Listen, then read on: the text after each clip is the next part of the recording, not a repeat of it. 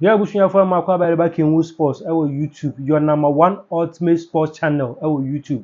When second video be now I share, now I like it. What the comments about na afufro so enye bi ahwe. Ya me nhira mu nyina se de bia mo yes headman. Abusuafo still ye wo eye kro bia Kumasi Asante Kotoko. Aso ye wukuma apem beba. Ya say Kotoko must be great again.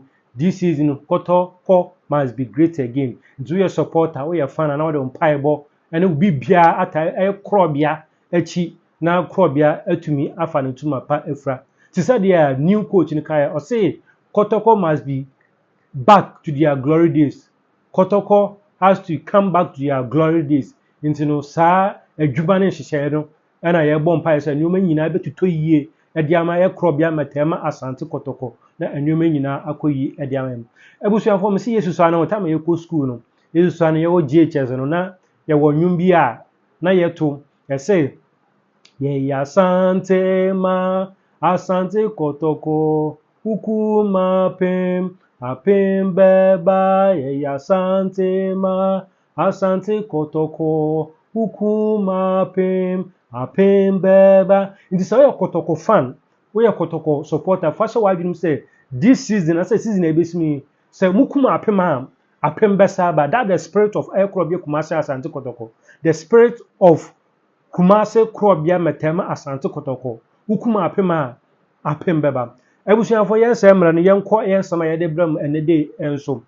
Ebusuafo won se Ghana ha ne ka club akase mienu a club akase mienu a ewo Ghana ma bɔ bra yie pa eye Kumasi Asante Kotoko ene Glorious Accra House of Folk ene team akase mienu a ban Ghana ha omundi omho agro kra sa especially sa Kotoko na has be share who say na nneoma no odin wohwe krom wofo krom especially Sundays na se Kotoko ne has ebehia na wofo krom na hu dede hu supporters hu fans and the flags ebobɔ ka ho and the spirit the enthusiasm the power na ewo ekro bi Kumasi Asante Kotoko any Accra so folk those days you know na very powerful ene aba from kakra ene sa spirit ne sa nibra ne sa nigie no ene sa hoden no ayede bo sa rivalry match no aba from kakra so what is here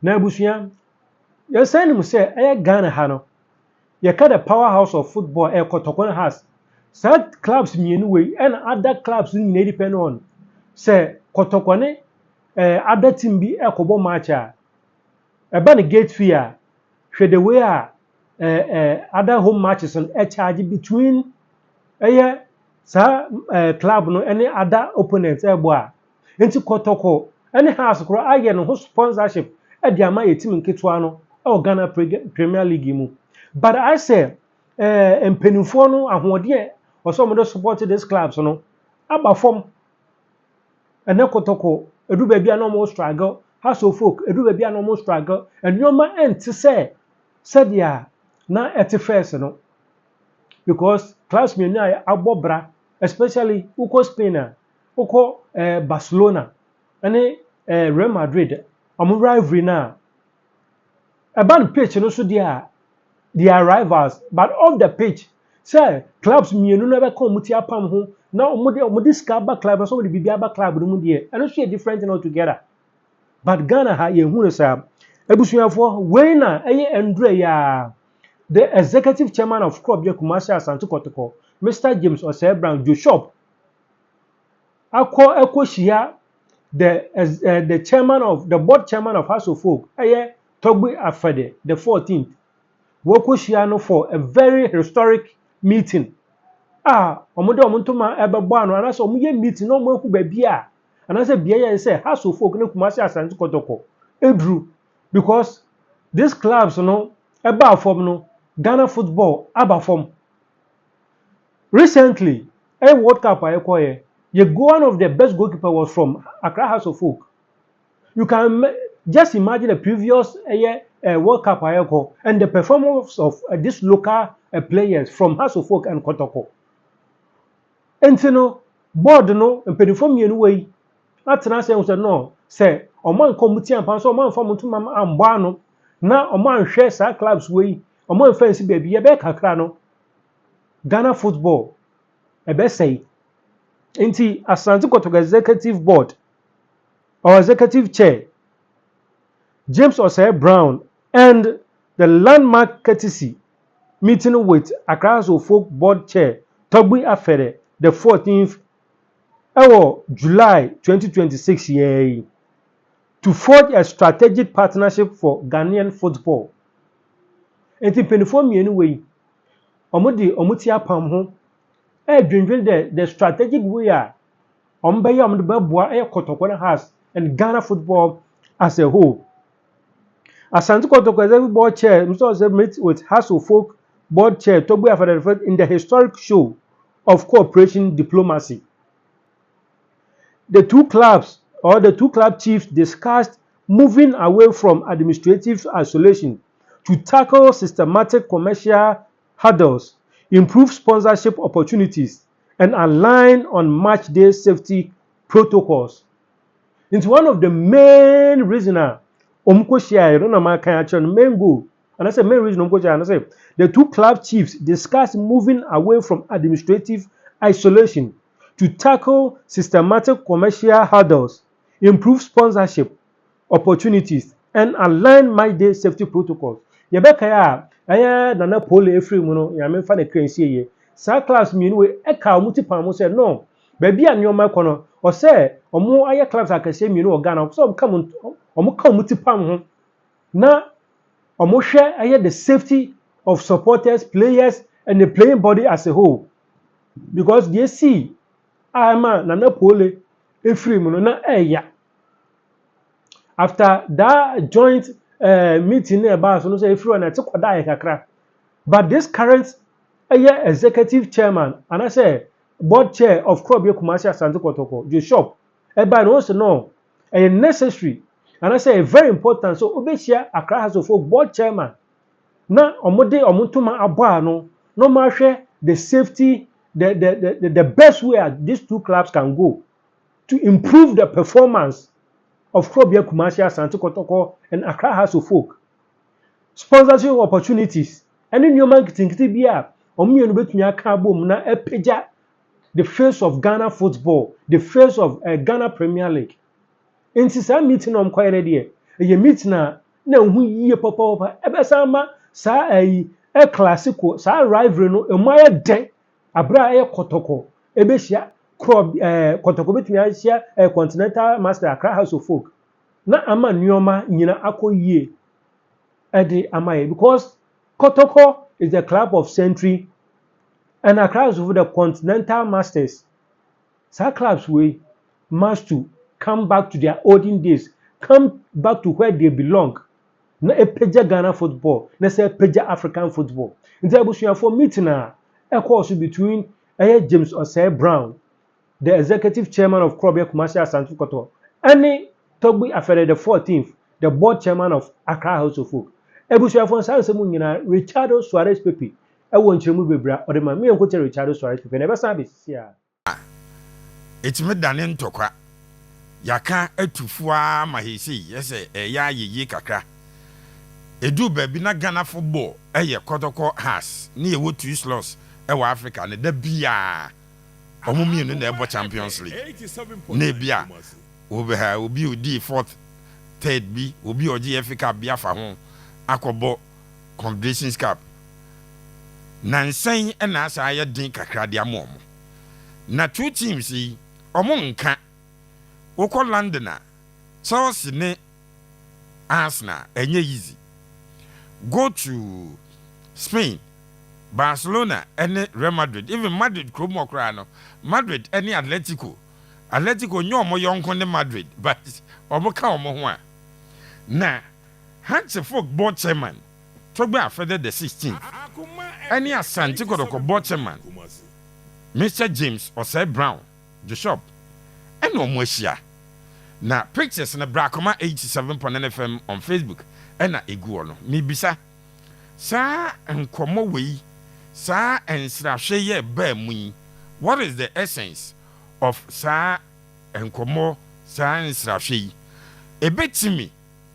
Eddie BB papa bi aba class ne ntem omo mienu hu ne say enkra na ya age omo anim nyam tie so omo ka bom no omo restore omo hu to babia omo belong no we ebeyi sa rival na free ho ana still omo ye who they are nemum omo pesa cordiality no mo timi restore omo ho ewo the top of domestic football pepe mama sha se mfi ho I was a penny medasi na maniaji sa asem we hu papa. I am extremely elated. Wow. I'm extremely happy. Ade. We need a certain revival. Yana soldier for nze muna omutu abangu omudinti ya mpese me use revolution. Omu ye corrupt a chain. The normal politicians, no more than okay, because on Bazabi boat to an joke, ya chinipa, near Kuku Mukwa. Now we share videos be of how General Ankara, Kufu, and the rest were executed for nothing that the normal politicians have not done. We need a certain revolution in our game. We need Kotoko and Hatsufo to team up to render the FA either useless or that the FA will begin to listen to them.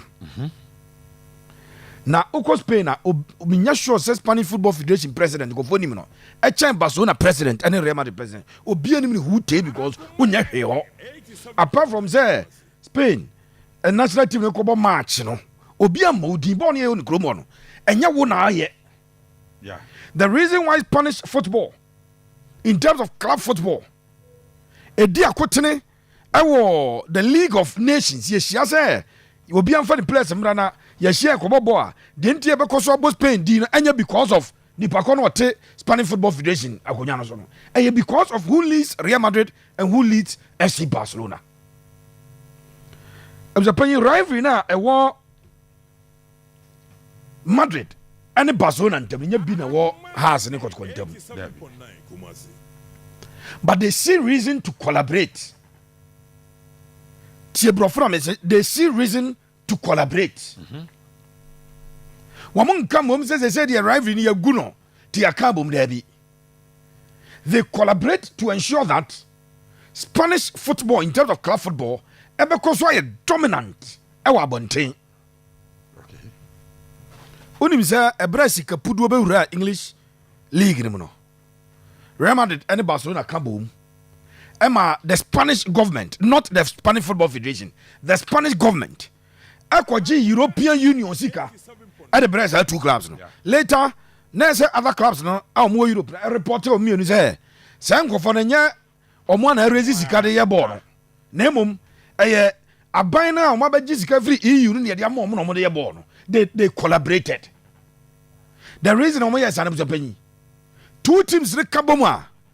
Wamuamu leading the political authority of the nation in Spain. No, they know that Real Madrid and Barcelona wamu and the torch bearers of that country. And to some you kabo bromo party no far more. Who as the politician it will go against you. Sure. Me pesadie we pa na eshasia bra. Nana pole ato from no. Okay, so Kotoko has a release joint statement. Be about bontain. Yeah.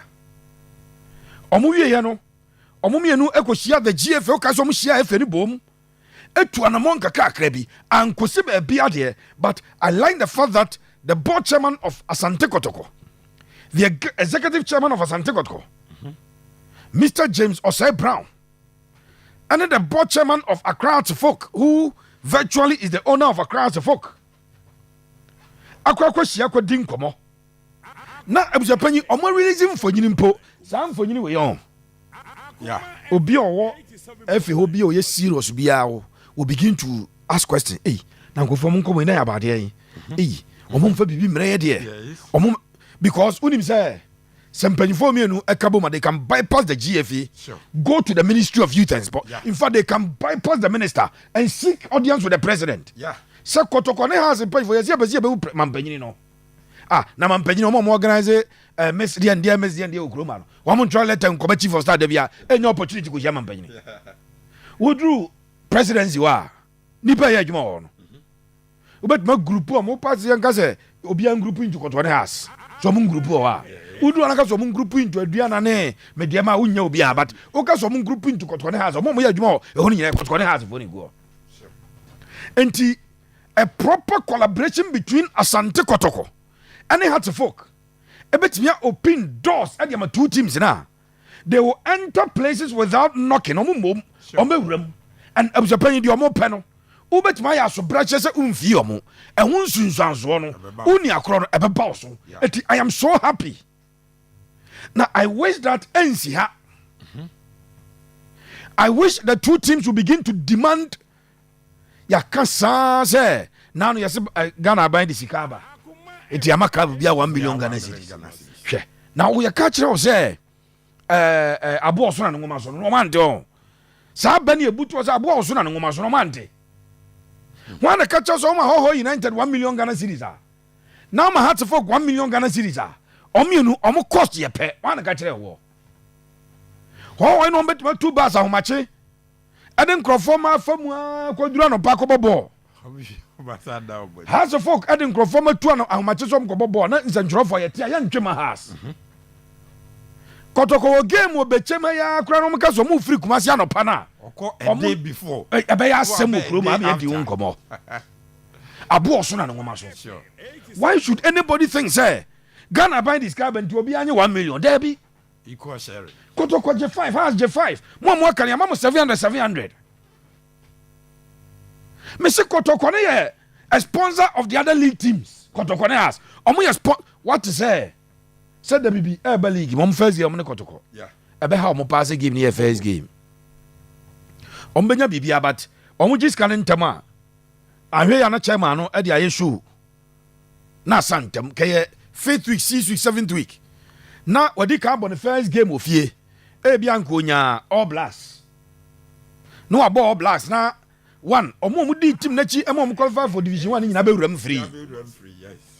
ana sa ma kire nya dia kronum fo ni gitwi aba be hebie tie bia be no anya be 6000 Ghana cedis bi no akwa we no akoboka 15000 no abafie na next game no ya sama no Wednesday awia oni bechem bo Wednesday awia ene de omo di team na chi kura mo qualify for division 1 mo ba free ni kura bi ma ti kokonya one Kotoko ne 8th week fixture ofia na stadium ne yama no wie no nya be 150,000 Ghana cedis 200,000 or transfer both say Kotoko ne sponsor Sure. has through the bibi ho na stadium ne yama na bo say Kotoko ne has be call mo special prizes ya no what say omo bo madam at some special prizes etimesre we dia asem wa busapanyi eyade amaka for over 20 years that I've been on radio.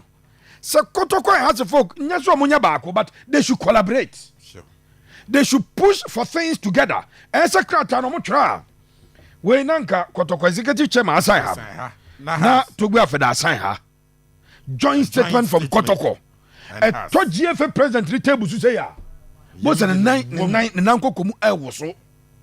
Because omumi enu kabom. Some catch us here by starting league. Na tese na no a. Oh, United for guys on my job. Who's an GFA for inform? David. Yes, starting league near Bodru baby na Kotoko ne has your mobiema. O ya GFA penyina. Untimi ka se da bi antro so de mo ne ye be declare obi a wa ne no match bi a 3 point untimi nka. Because nkofo no enu kabom mu guade na wo ye no. If they collaborate, they coordinate very well, and they have that level of understanding among themselves, Yemi when ye pe, ni pushes adiana. Monsieur Busapanyi, they can go beyond the football people. Sure. They can go beyond the ministry. Yeah. And they can enter into central government direct. Exactly. Because omuna the movers and shakers of our game. Born here, born Ukraine.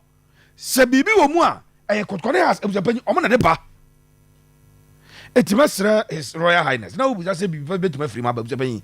The betuma free ma ba ni bebrebe.